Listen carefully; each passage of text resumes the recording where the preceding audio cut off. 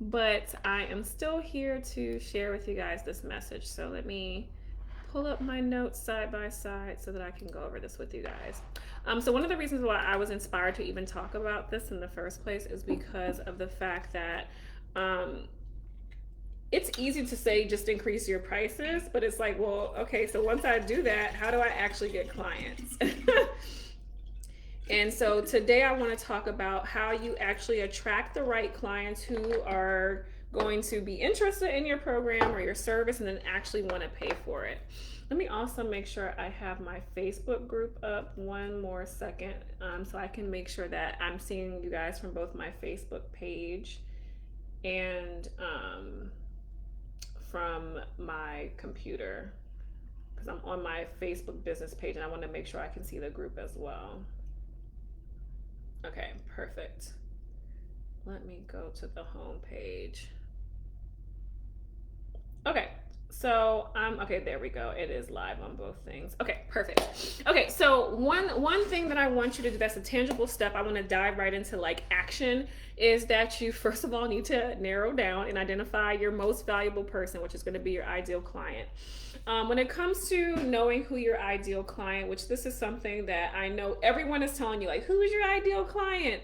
That is not enough for to help you. Like, you're like, okay, I know who I would like to work with, but most of the time when you say you kind of know that person, you don't really know the person. So I want to talk about how you can narrow down and identify your most valuable person. Some of the things that you, when I look at I need you to start off by looking at your previous clients. That's the first step that I want you to take, is look back at your previous clients and find the common denominators from your top three. So if you took your top three most best clients that you ever work with, or the people that you've gotten the best results for, what things did they have in common? What did they do? What problems were they having? What pain points were they experiencing? What had they tried to eliminate those pain points that they have, or to solve that problem? What did you offer them as a service or a program that actually helped them? And then what were the results that they've gotten? I might have said that too fast. I'm going to kind of repeat it real quick for you guys. Look back at top three previous clients. What did they do? When you know exactly what it is that they do, are they coaches? Were they photographers? Were they in the health industry? When you start to look back at some of those patterns, you might find that you only work with course creators or something like that. So that's the first thing you want to check out, is what are the patterns that you can identify so that you can start speaking to those specific people, because those are clearly your people. What problems were they having? When you go back and look at the problems that they are all having, that's your market research right there, because then your content, when you're starting to create your content, when you're launching something, or just your content on a regular basis, you can actually speak to the things that were problems for them. What was the big problem that they have? Is it because, was their big problem that they did not know how to show up on video, and you're a video coach, and what was the thing that was causing the problem? They didn't have confidence on video, or they didn't know how to use the technology. When you understand what those problems are, you can actually start to create content around solving those problems, in your programs you can create around solving those problems a lot better. What pain points were they experiencing? Were they getting on video and no one was showing up? What things was showing up for them? Were they people going to their website and then leaving immediately because you're a website designer and you know that clearly something's wrong with their user experience? Like, think about the things that they were experiencing that was frustrating them.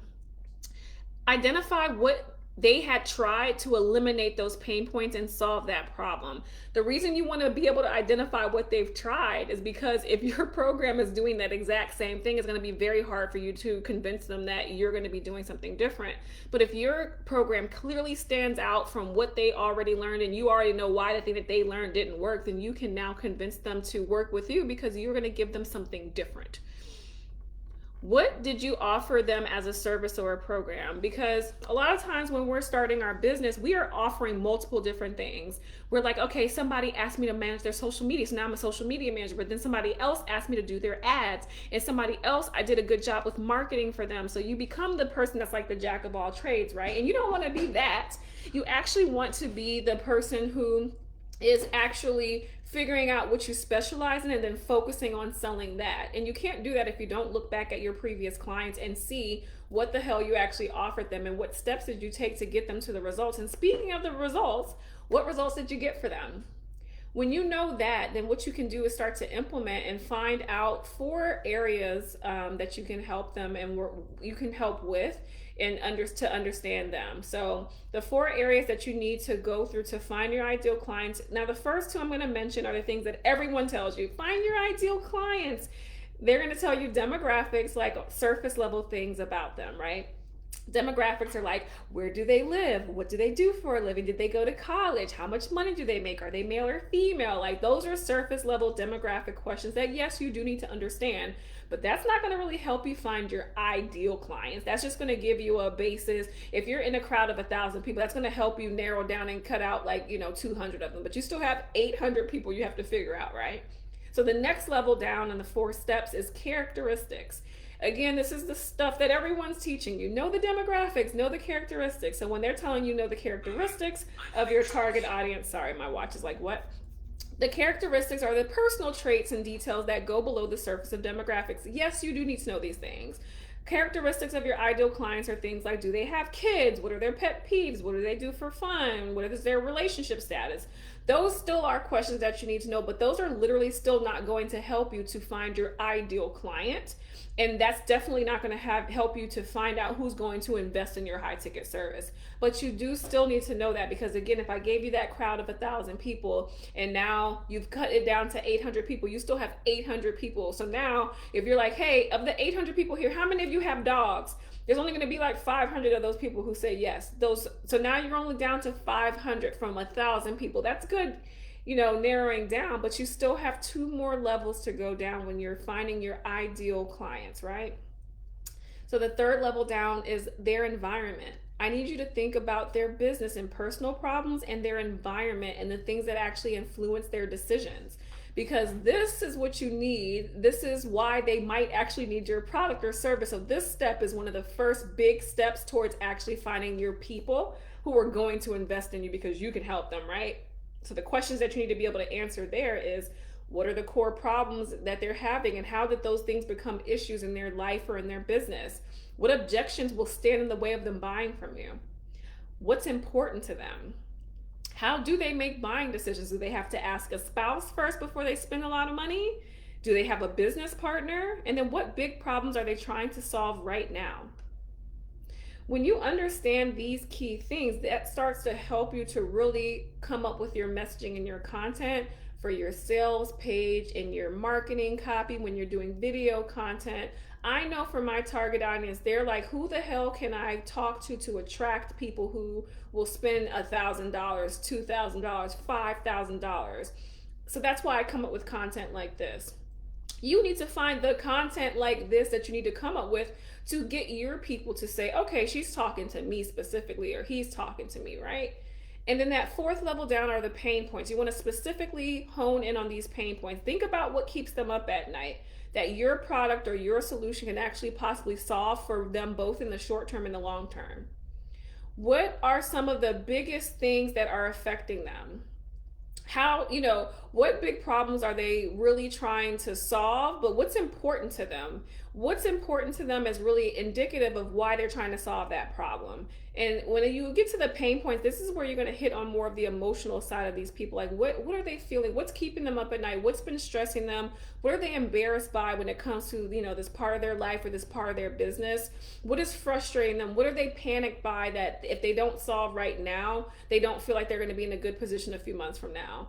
So when you get to those 4 levels of understanding your ideal clients, those will become your people that you can sell to. They will definitely spend the $1,000+ on whatever your service you're offering, because you have now gotten down to what's deeply affecting them and what's going on in their lives, so that you're connecting on a more personal level, but also connecting in a way where they emotionally respond like, yeah, that's been hurting me so badly. I need to have that fixed. Here's why I'm looking to fix this. All I have to do is talk to my spouse. Like, once you know all those things, you can actually speak to those problems and solve them for them.